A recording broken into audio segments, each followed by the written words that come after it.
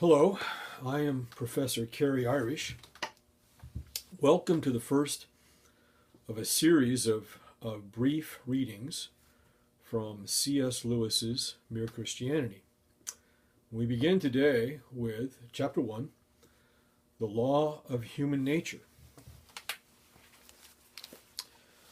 Everyone has heard people quarreling. Sometimes it sounds funny, and sometimes it sounds merely unpleasant. But however it sounds, I believe we can learn something very important from listening to the kind of things they say. They say things like, "How'd you like it if anyone did the same to you? That's my seat. I was there first. Leave him alone. He's not doing you any harm. Why should you shove in first? Give me a bit of your orange. I gave you a bit of mine. Come on, you promised." People say things like that every day. Educated people as well as uneducated, and children as well as grown-ups. Now, what interests me about all these remarks is that the man who makes them is not merely saying that the other man's behavior does not happen to please him. He is appealing to some kind of standard of behavior which he expects the other man to know about. And the other man very seldom replies, "To hell with your standard." Nearly always he tries to make out that what he has been doing does not really go against the standard, or that if it does, there's some special excuse.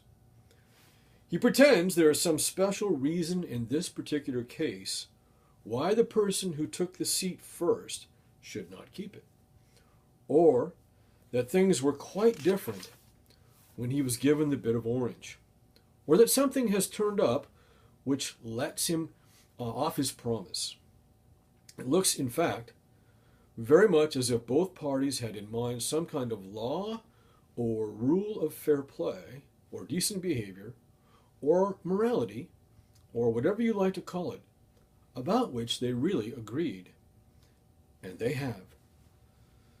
If they had not, they might, of course, fight like animals. But they could not quarrel or argue in the human sense of the word. Quarreling means trying to show that the other man is in the wrong. And there would be no sense in trying to do that unless you and he had some sort of agreement as to what right and wrong are. Just as there would be no sense in saying that a football player had committed a foul unless there was some agreement about the rules of football. Now, this rule or law about right and wrong used to be called the law of nature. Nowadays, when we talk of laws of nature, we usually mean things like gravitation or heredity or the laws of chemistry. But when the older thinkers called the law of right and wrong the law of nature, they really meant the law of human nature. The idea was that just as all bodies are governed by the law of gravitation and organisms by biological laws, so the creature called man also has his law. With this great difference, that a body could not choose whether it obeyed the law of gravitation or not, but a man could choose either to obey the law of human nature or to disobey it. We may put this another way. Each man is at every moment subjected to several different sets of law, but there is only one of these which he is free to disobey. As a body, he is subjected to gravitation and cannot disobey it.